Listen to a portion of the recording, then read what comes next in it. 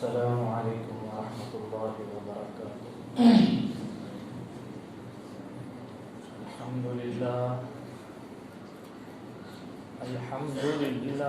حمدا کثیرا وصلی اللہ تعالی علی خیر خلقہ محمد وعلى آلہ وصحبہ وبارک وسلم تسلیما کثیرا کثیرا اما بعد فاعوذ باللہ من الشیطان الرجیم بسم اللہ الرحمن الرحیم سبحان الذی اسرا بعبده لیلا من المسجد الحرام إلى المسجد الأقصى الذي باركنا حوله لنريه من آياتنا إنه هو السميع البصير صدق الله المولانا العظيم۔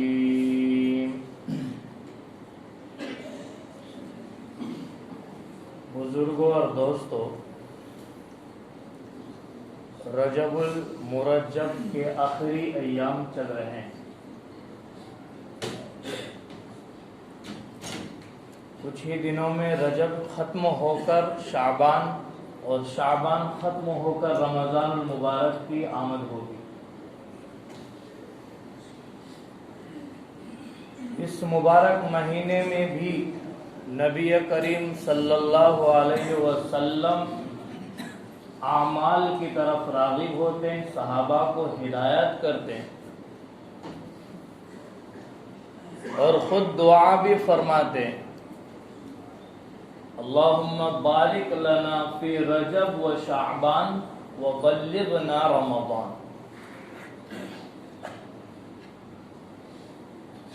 اور حضور اکرم صلی اللہ علیہ وسلم کو معراج بھی اسی مبارک مہینے میں ہوئی۔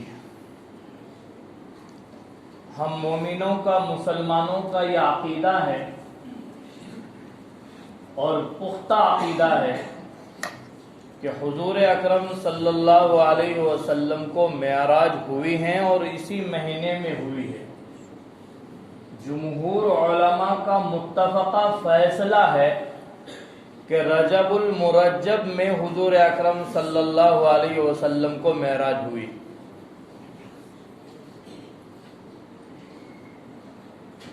اور معراج کو حاصل کرنے کے لیے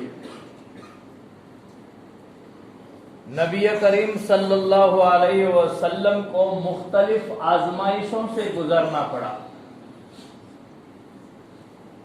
اور تمام انبیاء میں سب سے مقدس و معزز نبی حضرت رسول پاک صلی اللہ علیہ وسلم کو بنا کر معراج تمام نبیوں میں سب سے جو ہیں علیحدہ کر کے حضور اکرم صلی اللہ علیہ وسلم کو کرائی گئی۔ اس کے پیچھے بھی ایک خاص راز ہے، اور وہ راز یہ ہے کہ ما قبل کی جتنی امتیں آئی ہیں ان کی عمریں بڑی لمبی اور لمبی ہوا کرتی تھی، اور اس امت کی عمر بڑی چھوٹی ہے، اور انہوں نے اپنی عمر میں عبادتیں کرتے ہوئے اللہ کے یہاں اپنا مقام بنایا ہے۔ اس امت کو اس طرح اشارہ دیا جا رہا ہے کہ چھوٹی سی عمر میں اگر تم اپنے درجات کو بلند کرنا چاہتے ہو تو مختلف آزمائشوں سے گزر کر میری ریاضت اور عبادت کی طرف راغب ہونا پڑے گا۔ معراج کے معنی آتے ہیں بلندی کے، اور حضور کو معراج کرا کے اس طرف اشارہ کرا دیا گیا ہے کہ سارے عالم کی امتوں میں سب سے افضل امت اگر آپ کی بنائی گئی ہے، تو جس طرح سے آپ کو ہم نے عرش پر بلایا ہے، جنت میں آپ کی امتیوں کی صفیں سب سے زیادہ بنانی ہے، تو آپ کی امت کو میری طرف اور میری عبادت کی طرف زیادہ سے زیادہ راغب ہونا پڑے گا۔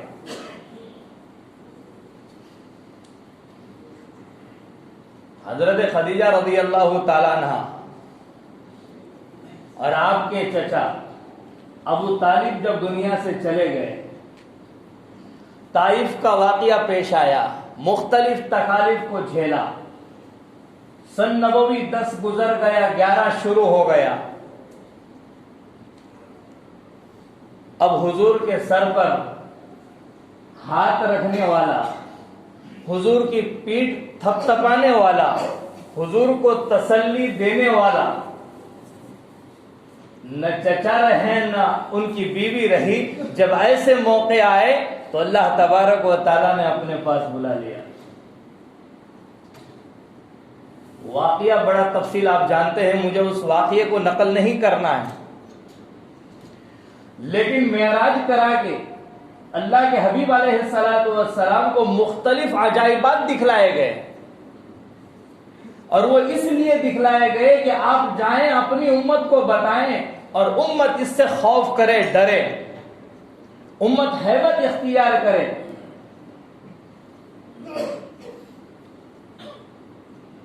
ورنہ بزرگ اور دوستو، یہ سن کر بھی اگر ہم نے عمل نہیں کیا تو نبی کریم صلی اللہ علیہ وسلم کو منہ دکھانے کے لائق نہیں رہیں گے۔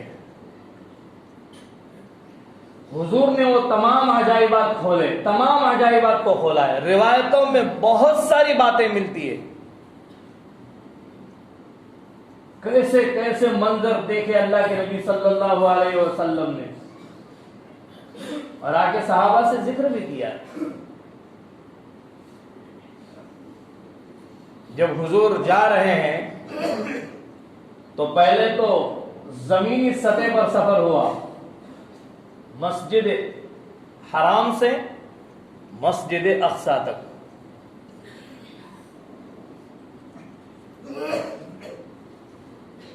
جبرائیل امین ساتھ میں ہیں، حضور کو ایک جگہ اتار دیا گیا۔ اللہ کے نبی صلی اللہ علیہ وسلم فرما رہے ہیں، بہت سارے کھجوروں کے درخت تھے، مجھے کہا گیا 2 رکعت نماز پڑھیے۔ نماز کے بعد بتلا دیا گیا کہ یثرب ہے، مدینہ ہے۔ مدینے کا پہلا نام زمانے جاہلیت میں یثرب تھا، اور حضور کو کہا گیا کہ اس طرف آپ کی ہجرت ہوگی۔ پھر وادی سینا کے پاس گزرے، یہی حال ہوا۔ مقام مدین میں گزرے جہاں حضرت شعیب علیہ السلام کا مسکن تھا، یہی حال ہوا۔ 2 رکعت نماز پڑھنے کا حکم ہوا۔ پھر حضرت عیسیٰ علیہ السلام کی جس جگہ پیدائش ہوئی، مقام بیت اللحم جس کا نام ہے، وہاں سے گزر ہوا، اور پھر عجائبات کو دکھلایا گیا۔ خود اللہ کے حبیب علیہ الصلوۃ والتسلیم فرماتے ہیں کہ میں اور جبرائیل گزر رہے ہیں، کسی بوڑھیا نے آواز دی، جبرائیل کا حکم ہوا اس کی طرف نہ دیکھو۔ پھر کسی بوڑھے نے آواز دیا، کہا اس کی طرف نہ دیکھو۔ پھر 3 اشخاص ملے جنہوں نے مجھے سلام کیا، ایک نے کہا السلام علیک یا اول، دوسرے نے کہا السلام علیک یا آخر، تیسرے نے کہا السلام علیک یا حاشر۔ جبرائیل کے حکم کے مطابق نبی کریم صلی اللہ علیہ وسلم نے جواب دیا۔ جبرائیل نے کہا پہلی وہ عورت وہ دنیا تھی، ہم نے دنیا کو لمبا چوڑا سمجھ رکھا ہے۔ اس معراج کی شب میں بتائی گئی کہ دنیا کی عمر کتنی ہے، قیامت کے آنے کے تعلق سے نبی کریم صلی اللہ علیہ وسلم نے فرمایا انا والساعۃ کہاتین، میں اور قیامت کے بیچ اتنا زمانہ رہ گیا ہے جتنا یہ دو انگلیوں کے درمیان ہے، اور دنیا کی عمر اس وقت بتلائی گئی، جبرائیل کہہ رہے ہیں کہ وہ بوڑھی عورت وہ دنیا تھی اور وہ بوڑھا شخص وہ شیطان تھا، اور یہ دونوں تمہیں اپنی طرف مائل کرنا چاہتے تھے۔ شیطان کے حربے سے کوئی نہیں بچے گا۔ یہ نہ سوچا جائے کہ نبی معصوم تھے تو شیطان نے ان پر حملہ نہیں کیا۔ اس حدیث سے پتہ چل رہا ہے حضرت ابراہیم علیہ السلام جو ہے اپنے بیٹے کو ذبح کرنے لے جا رہے، وہاں شیطان آیا ہے، تو ہمارا اور آپ کا بچنا تو غیر ممکن ہے۔ اس لیے جب بھی ایسے کوئی وساوس اور خیالات آ جائے شیطانی، تعوذ پڑھ لے، اعوذ باللہ من الشیطان الرجیم پڑھ لے۔ سب سے آسان طریقہ یہ ہے۔ بہت سارے لوگ کہتے ہیں کہ ہمیں غصہ بہت آتا ہے، حدیث مبارکہ میں فرمایا کہ غصہ آنا یہ شیطان کی طرف سے ہے، اور شیطان آگ سے بنا ہے، لہذا اس وقت چاہیے کہ آدمی وضو کر لے، اگر کھڑا ہے تو بیٹھ جائے، بیٹھا ہے تو لیٹ جائے، وضو سے غصہ ٹھنڈا ہو جاتا ہے۔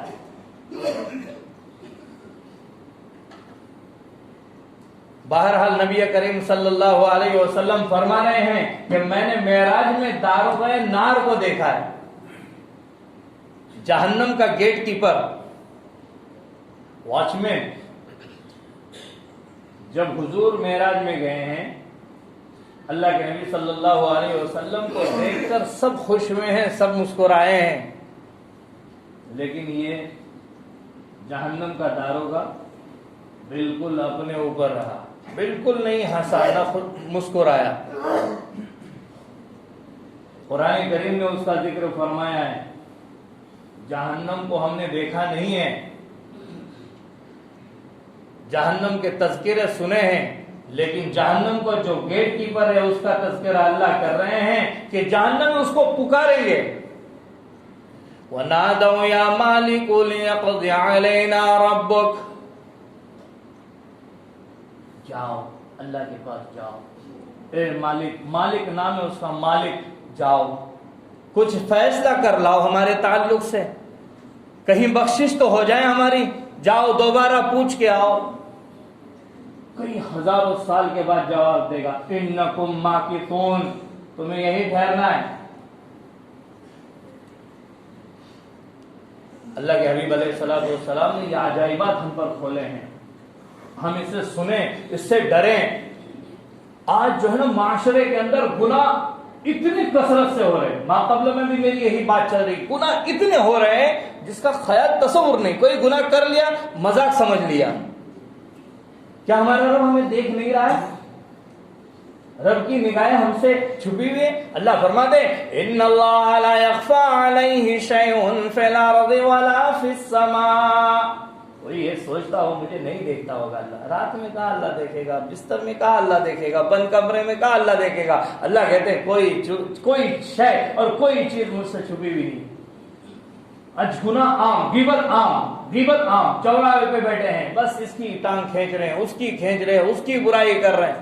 حدیث مبارکہ میں فرما رہے شیخ معراج کے واقعے میں اللہ کے حبیب، میں ایک مرتبہ ایسی جگہ سے میرا گزر ہوا، جبرائیل میرے ردیف بنے ہوئے میرے پیچھے بیٹھے ہوئے براق پر، مجھے وہ لوگ دکھلائے گئے جن کے ناخن تانبے کے ہیں، وہ اپنے چہروں کو چھیل رہے ہیں، سینوں کو چھیل رہے ہیں۔ میں نے پوچھا جبرائیل یہ کون؟ کہا آپ کی امت کے وہ لوگ جو چوراہوں پر بیٹھ کر غیبت کرتے ہیں۔ اللہ اکبر۔ غیبت آسان سمجھ لیا ہم نے، غیبت کسی کے بارے میں بول دیا، کسی کے بارے میں سن لیا،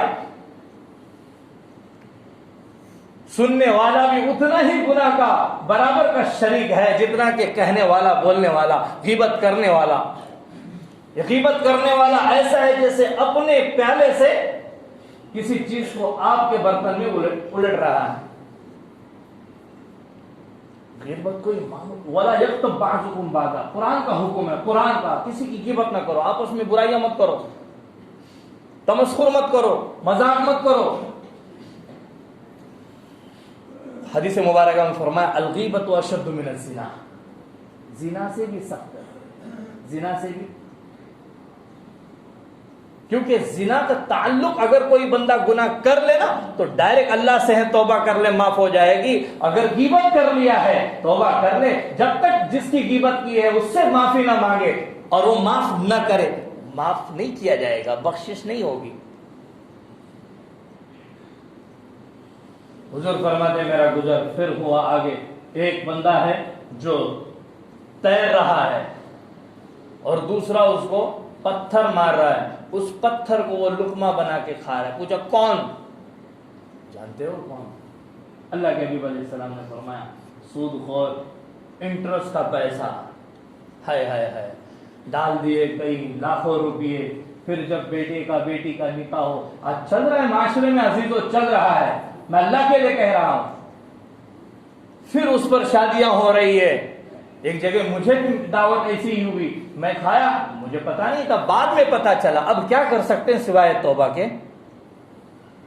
انٹرسٹ کا پیسہ، اس سود کو اللہ نے حرام کیا ہے، اور اللہ قرآن کریم میں فرما رہے ہیں سود کھانے والے قیامت کے دن ایسے اٹھیں گے اپنے قبروں سے جیسے ان کو شیطان نے پکڑ رکھا، جس کو جن پکڑتا ہے کیسے کرتے ہیں؟ الذين يأكلون الربا لا يقومون إلا كما يقوم الذي يتخبطه الشيطان من المس، شیطان پکڑ لیتا ہے، جن پکڑ لیتا ہے، ایسی حالت ہوگی سود خوروں کی قیامت کے دن۔ حضور فرماتے میرا گزر ایک جگہ سے ہوا، کچھ نیک لوگ بھی ملے، ابھی دیکھا انہوں نے کھیتی کاٹی، پھر وہ بالی ہوئی، اچھا یہ کون؟ کہا اللہ کی راہ میں خرچ کرنے والے، کثرت سے اللہ کی راہ میں نکلنے والے، کثرت سے اللہ کی راہ میں نکلنے والے، اللہ کی راہ میں خرچ کرنے والے۔ قرآن کریم نے کیا نقشہ کھینچا ہے، مثل الذین ينفقون اموالهم فی سبیل اللہ کمثل حبۃ انبتت سبع سنابل فی کل سنبلۃ مئۃ حبۃ، ایک روپیہ خرچ کرتے ہیں اللہ اس کا کئی گنا زیادہ اس کو اجر عطا کرتے ہیں۔ اللہ کے راہ میں خرچ کرنے والے بھی ملے، نیکیوں کو حضور اکرم صلی اللہ علیہ وسلم نے دگنا ہوتے ہوئے بھی دیکھا ہے اس رات میں۔ پھر حضور فرماتے ہیں میرا آگے اور گزر ہوا، پھر کچھ لوگوں کو دیکھا ان کے سر کچلے جا رہے ہیں، انہیں مارا جا رہا ہے۔ پوچھا جبرائیل کون؟ یہ کیا ماجرا، یہ کون؟ نمازوں میں سستی کرنے والا، ہائے ہائے ہائے، فرض نمازیں جان بوجھ کر چھوڑنے والے۔ کوئی شخص بھول گیا، کبھی ایسا کہ غفلت کی نیند طاری ہو گئی، آنکھ نہیں کھلی، شریعت نے اس کی اجازت دی ہے، گنجائش رکھی ہے، ابو داؤد شریف کی روایت ہے من نام عن صلاة او نسیها فلیصلیها اذا ذکرها، کبھی کوئی ایسے غفلت ہو جائے تو بات الگ ہے، جان بوجھ کر نماز نہ چھوڑے، جان بوجھ کر نماز چھوڑنے والے کو بڑی سخت سے سخت سزا ہے۔ پھر حضور فرماتے ہیں میں آگے گزرا ایسے شخص کے پاس، ایک 2 منٹ لیتا ہوں آپ کے، بس بات ختم کرتا ہوں انشاءاللہ۔ پھر ایسے شخص کے پاس گزرا، ایسی قوم کے پاس گزرا جن کی شرمگاہوں پر ہلکے ہلکے چھترے لپیٹے ہوئے، پورا بدن ننگا ہے۔ کہا جبرائیل یہ کون؟ کہا یہ آپ کی امت کے وہ لوگ جو اپنے مال کی صحیح معنی میں زکوٰۃ ادا نہیں کرتے، صحیح معنی میں زکوٰۃ ادا نہیں کرتے، دیتے بھی ہیں تو روک کر، دل کھول کر نہیں دیتے۔ زکوٰۃ یہ اسلام کا ایک شرعی حکم ہے، اسلام کے فرائض میں سے ہیں، اور شریعت نے اس کو واجب قرار دیا ہے کہ جن کو اللہ نے عطا کیا ہے وہ اپنے مال کی زکوٰۃ ادا کرے،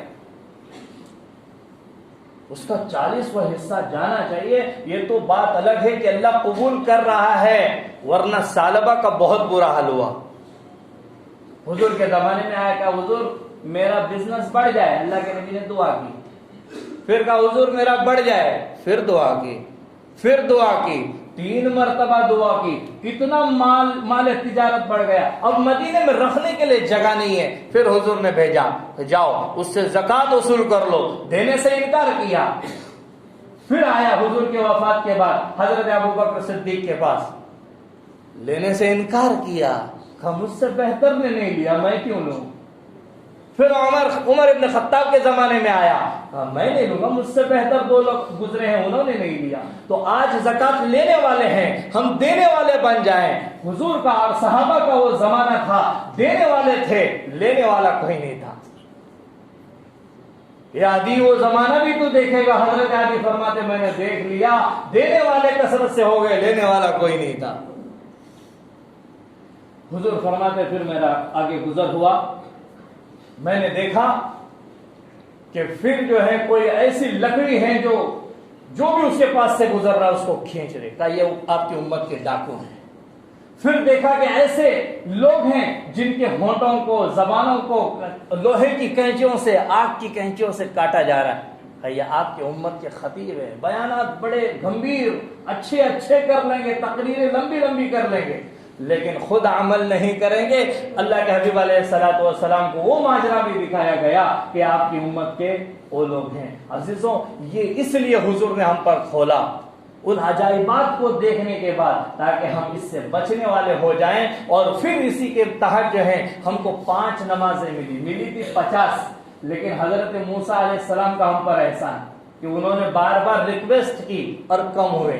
ایک نقطہ لکھا ہے علماء نے کہ حضرت موسیٰ علیہ السلام ہی کیوں ٹھہرے، جب گئے تو پہلے پہ آدم ملے اور تمام انبیاء ملے، اور واپس ہوئے تو کوئی نہیں ملا سوائے حضرت موسیٰ کے۔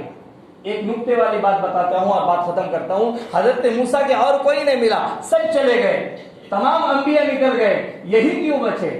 اس وجہ سے یہ ریکویسٹ کر رہے تھے۔ ان کا مقصد یہ نہیں تھا کہ وہ 50 نمازوں کو ہم سے کم کرائے۔ حضرت موسیٰ اس لیے کہہ رہے تھے کہ میں نے اللہ کو دیکھنے کی خواہش دنیا میں ظاہر کی تھی، وہ پوری نہیں ہوئی، میں اس نبی کو بار دیکھوں جو اپنے رب کو بار دیکھ کر آ رہا ہے۔ سبحان اللہ۔ تو دیکھیے اللہ تبارک و تعالیٰ نے ہم پر بڑا انعام احسان کیا ہے۔ آخری بات یہ، فرض نماز کبھی نہ چھوڑے، یہ معراج کا ملا ہوا تحفہ ہے، ورنہ ہم جو ہیں حضور کو منہ دکھانے کے قابل نہیں رہیں گے۔ اللہ کے نبی صلی اللہ علیہ وسلم نے فرمایا، نماز میرے آنکھوں کی ٹھنڈک ہے۔ مشکات کی روایت ہے، الصلاۃ معراج المومن، کہ نماز یہ مومن کے معراج ہے۔ یہ تو حضور کی معراج تھی اور ہماری معراج نماز میں ہے۔ ہم نماز کی پابندی کریں، اللہ ہمیں عمل کی توفیق عطا فرمائے۔ وآخر دعوانا الحمدللہ رب العالمین۔